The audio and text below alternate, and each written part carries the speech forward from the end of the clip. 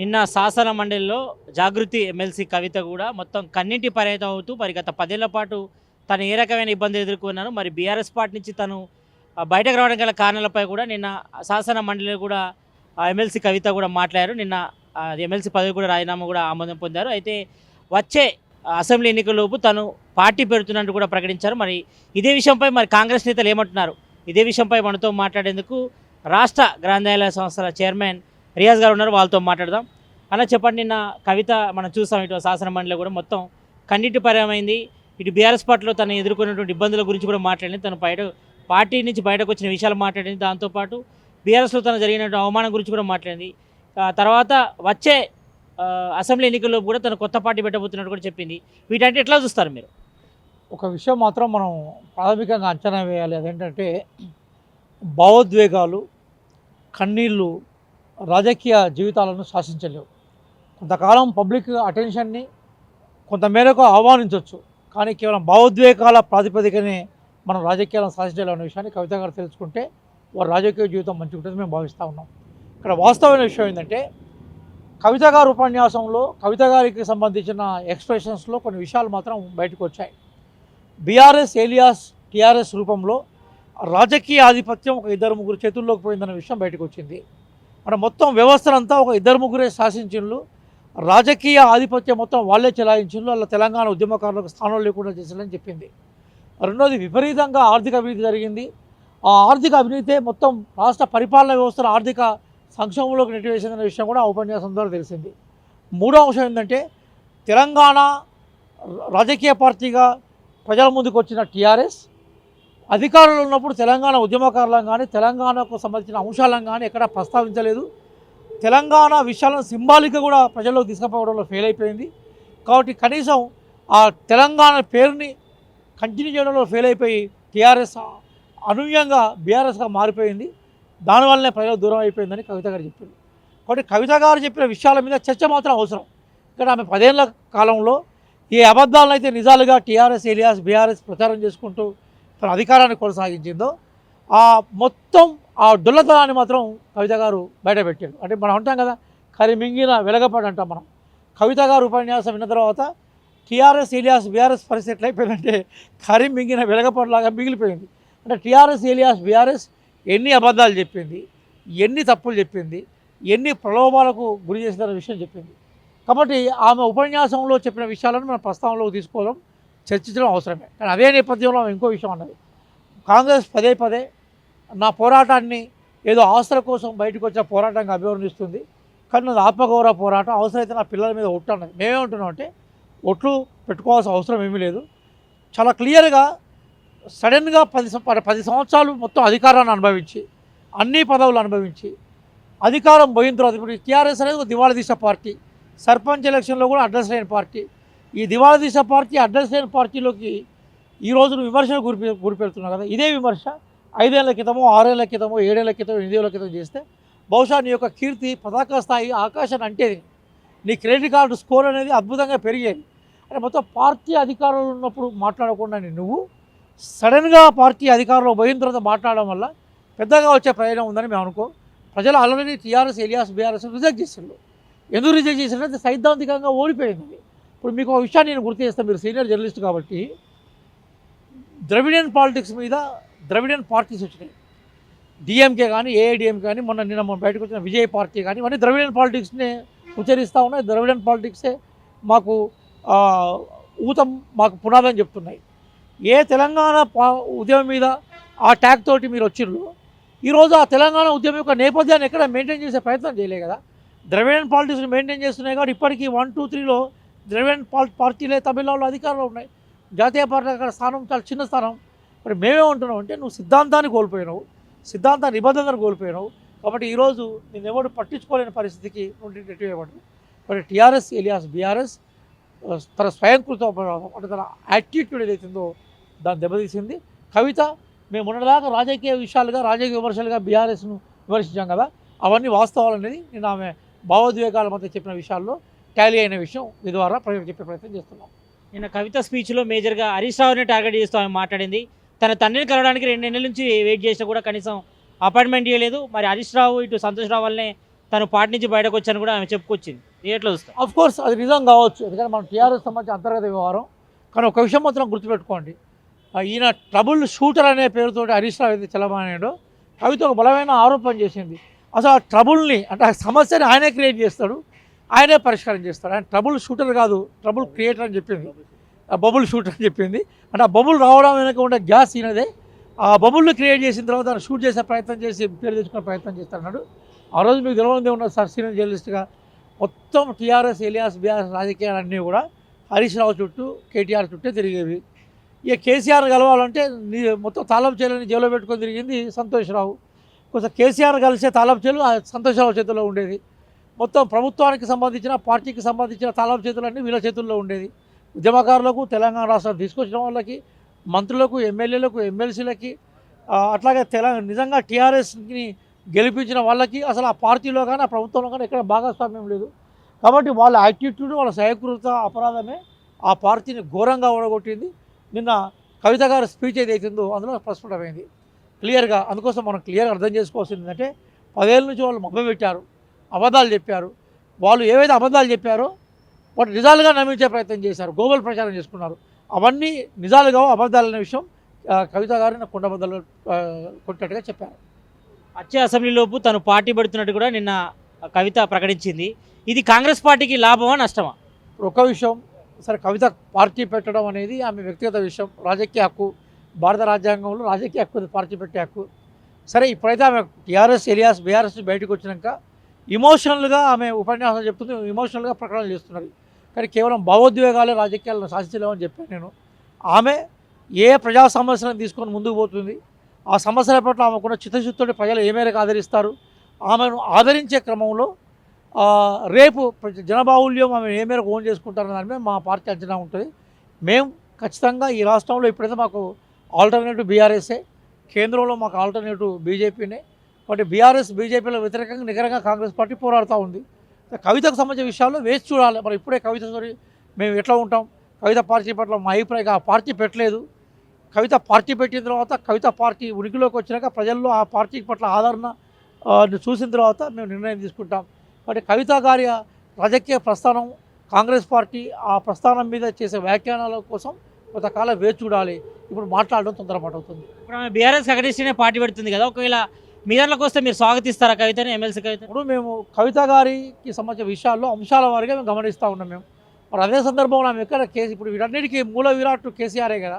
ఇప్పుడు అవన్నీ మాట్లాడినా కూడా ఆ పార్టీ అధినేత కేసీఆరే కదా. ఆమె కేసీఆర్ గారి మీద ఇప్పటివరకు ఒక ఆరోపణ చేయలేదు. అలాగే కేసీఆర్ గారిని ఏదో కాంగ్రెస్ పార్టీ ఇబ్బంది పెడుతున్నట్టుగా ఆమె భావిస్తూ ఉన్నది. అలాగే కేసీఆర్ గారిని మేము బేసికల్గా ఆ కాంగ్రెస్ పార్టీ టార్గెట్ చేసినట్టుగా ఆమె అక్కడిక్కడ స్టేట్మెంట్లు ఇస్తున్నాయి. కానీ మొత్తం ఇప్పుడు ఆమె చెప్పిన సమస్యలన్నింటికి మూలకారకుడు, ఈ సమస్యలన్నింటికి మూల విరాట్ ఎవరైతే ఉన్నారో ఆయన కేసీఆర్ కదా ఆ పార్టీ విషయానికి వచ్చినప్పుడు. కాబట్టి కేసీఆర్ గారి మీద ఆమె ఇంకా ప్రేమ పోలేదు. కాబట్టి రేపు భవిష్యత్తులో ఆమె కార్యాచరణ, ఆమె ఆచరణ బట్టి కాంగ్రెస్ ఉంటుంది. మేము ఏదైనా కూడా బీఆర్ఎస్ వాసనలు కానీ, బీఆర్ఎస్ ప్రజలకు చేసిన మోసాన్ని కానీ ఎండగడ్డం, దాన్ని ప్రజలకు పరిచయం ముందుంటాం.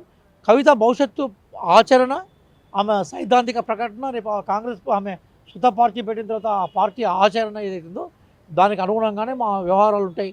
ఇప్పుడు మాత్రం మాకేం కవిత తోటి ఇమీడియట్గా పోరాడే అంశాలు అయితే మాకు లేవు. మేము టీఆర్ఎస్ ఎలియాస్ బీఆర్ఎస్ బీజేపీతో స్ట్రగుల్ చేస్తున్నాం. రేపు కవిత ఆచరణ కనుక బేసికల్గా ప్రజాస్వామ్య సిద్ధాంతాలకు అనుగుణంగా ఉంటే అప్పుడు కవితకు సంబంధించిన విషయాల మీద ఆలోచిస్తాం.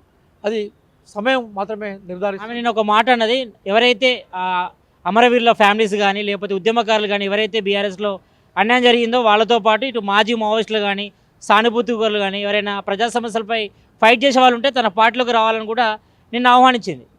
అంటే మనకు తెలంగాణలో కొన్ని ప్రతిశీల శక్తులు ఉన్నాయి, లెఫ్టిస్టులు కానీ, అట్లాగే సామాజిక న్యాయం కోసం పనిచేసే అంబేద్కరిస్టులు కానీ, అట్లాగే బేసికల్గా తెలంగాణ వాదులు కానీ, ఓ డెమోక్రసీని ప్రేమించే వాళ్ళు ఉన్నారు. బహుశా ఆ కోణంలో రాజకీయ పార్టీ సిద్ధాంతాలు కనుక ఉంటే ఆ వర్గాలు నిజంగా కవిత పట్ల విశ్వాసాన్ని వ్యక్తం చేస్తే వాళ్ళు జనరల్గా ఆ పార్టీ పట్ల సానుభూతితో ఉంటారు. కాబట్టి ఆ పార్టీ పెట్టిన తర్వాత, ఆ పార్టీ మేనిఫెస్టో, ఆ పార్టీ ఆచరణ చూసిన తర్వాత ప్రజలు ఏ మేరకు ఓన్ చేసుకోవడం చూడాలి. కానీ ఒక్క విషయం మాత్రం నేను బలంగా చెప్తున్నాను, ఇదే కవిత గారు ఇదే మాటల్ని ఒక 3 ఏళ్ల క్రితము, 4 ఏళ్ల క్రితము, 5 ఏళ్ల క్రితం బీఆర్ఎస్ ఎలియాస్ టీఆర్ఎస్ పవర్లో ఉన్నప్పుడు మాట్లాడితే బహుశా ఆమె మాటలకి క్రెడిబిలిటీ పెరిగేది. ఇప్పుడు ఆ మీద విమర్శ ఏంటంటే అన్ని పదవులు అనుభవించి ఆ పార్టీ నుంచి ఎన్ని బెనిఫిట్స్ రావాలని బెనిఫిట్ తీసుకొని మొత్తం ఆ పార్టీ ఈరోజు పతనావస్థలోకి వచ్చి దివాళా తీసిన తర్వాత ఆ పార్టీని క్రిటిసైజ్ చేస్తున్న విమర్శ కూడా ఉన్నది. కాబట్టి ఏదైనా కూడా ఆమె రాజకీయ ఆచరణ ఏదైతే ఉందో అదే రేపు ఆమె రాజకీయ భవిష్యత్తు కూడా ఆ మూల స్తంభంగా ఉంటుంది. ఆమె ఏమన్నదంటే నేను ఇప్పుడు ఒంటరిగా పోతున్నాను, ఒక శక్తిలాగా బయటకు వస్తానని చెప్పింది. సరే, రాజకీయాల్లో ఆశ వాద దృక్పథమే లేకుంటే రాజకీయాల్లో మనం ఎక్కువకాలం కూడా ఎవరు కూడా కొనసాగలేరు.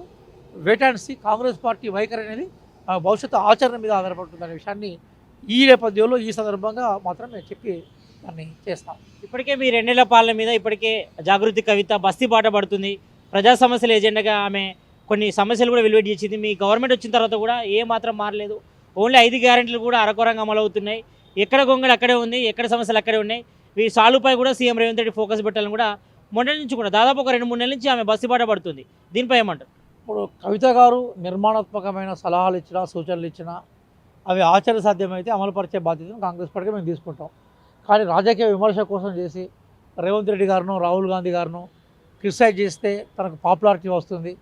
పత్రికల్లో కానీ, ఎలక్ట్రానిక్ మీడియాలో కానీ అవి స్పోలింగ్ రూపంలో పతాక శీర్షికల్లో వస్తాయని కోరుకొని విమర్శిస్తే రాజకీయంగా మేము ఎదుర్కొంటాం. కాబట్టి కవిత చేసే విమర్శలకు పెద్దగా మేము ఇంపార్టెన్స్ ఇవ్వట్లేదు. ఎందుకంటే ఆమె పొలిటికల్ ఫోర్స్ కాదు. ఆమె బీఆర్ఎస్ కేసీఆర్ బిడ్డగా రాజకీయాల్లోకి వచ్చింది. బీఆర్ఎస్ కేసీఆర్ బిడ్డగానే రాజకీయాల్లో అధికారం తీసుకున్నది. ఈరోజు బీఆర్ఎస్ కేసీఆర్ బిడ్డగా ఆమె బయటకు వచ్చి మాట్లాడుతుంది. కాబట్టి ఆమెకు పత్రికలు కానీ వాల్యూ ఇస్తున్నాయి. అంటే ఇప్పుడు ఆమె వ్యక్తిగతంగా నాకు కేసీఆర్ కాకుండా కూడా నాకు వ్యక్తిత్వం ఉంది, కేసీఆర్ లేకుండా కూడా రాజకీయాలను రాణిస్తానే విషయాన్ని ప్రూవ్ చేసుకున్నప్పుడు ఆమెను ఒక బలమైన రాజకీయ నాయకురాలుగా మేము గుర్తిస్తాం. ఆమె పార్టీ ప్రజల మీద ప్రభావం చూపినప్పుడు, ఆమె ఓటింగ్ వచ్చినప్పుడు, పెద్ద పార్టీగా ఆమె అవతరించినప్పుడు దాని గురించి మాట్లాడతాం. కాబట్టి ఆమె విమర్శలను మేము అంత సీరియస్ తీసుకునేది ఏం లేదు. అదే సందర్భంలో కవిత గారు చేసే విమర్శలు ఏదైనా సహేతుకత ఉంటే తప్పనిసరిగా దాన్ని మేము పాజిటివ్గానే తీసుకొని సరి చేసుకునే ప్రయత్నం చేస్తాం. పాలమూరు రంగారెడ్డి ఎత్తిపోతల పథకానికి మరి గత బీఆర్ఎస్ అన్యాయం చేసింది. తెలంగాణలో కాంగ్రెస్ గవర్నమెంట్ ఏర్పడిన తర్వాత సీఎం రేవంత్ రెడ్డి సొంత జిల్లాకు కూడా న్యాయం చేయలేకపోతుండు. పాలమూరు రంగారెడ్డి ఎత్తిపోతల పథకాన్ని పట్టించుకోవట్లేదంటూ కూడా కవిత విమర్శ చేసింది. ఇప్పుడు సార్ నేను అంటున్నాను, నేను తెలంగాణ ఉద్యమంలో పనిచేస్తున్నాను సార్. గోదావరి నది ఒడ్డున కొన్ని 100 కిలోమీటర్లు, కృష్ణా నది ఒడ్డున 100 కిలోమీటర్లు తిరిగిన బృందాల్లో నేను ఒకరిని కూడా. చాలా క్లియర్గా కృష్ణానది ఏదైతుందో 71% తెలంగాణలో ప్రవహిస్తుంది. దాంట్లో 811 టీఎంసీలు మొత్తం ఉమ్మడి రాష్ట్రానికి కేటాయిస్తే మనకి ఇచ్చింది 2299. ఇది అన్యాయం. మొత్తం తెలంగాణ ఉద్యమమే కృష్ణానది జలాలు, గోదావరి నది జలాల కోసం వచ్చింది కదా. 10 ఏళ్ల టైంలో ఈ అన్యాయాన్ని సరిచేసే ప్రయత్నాన్ని టీఆర్ఎస్, ఇలియాస్, బీఆర్ఎస్ చేసిందా? దీనికి నీటిపారుదల శాఖ మంత్రిగా కొంతకాలం కేసీఆర్ గారు ఉన్నారు, కొంతకాలం హరీష్ రావు గారు ఉన్నారు. ఎక్కడైనా ఏ మీటింగ్లో అయినా కూడా 71% నీళ్ళు మన దగ్గర నుంచి ప్రవహిస్తున్నప్పుడు 71% నీళ్ళు రావాలి మాకు, 299 టీఎంసీలు ఇవ్వడం అంటే దుర్మార్గం అని వీళ్ళు ఎక్కడైనా మాట్లాడినలా?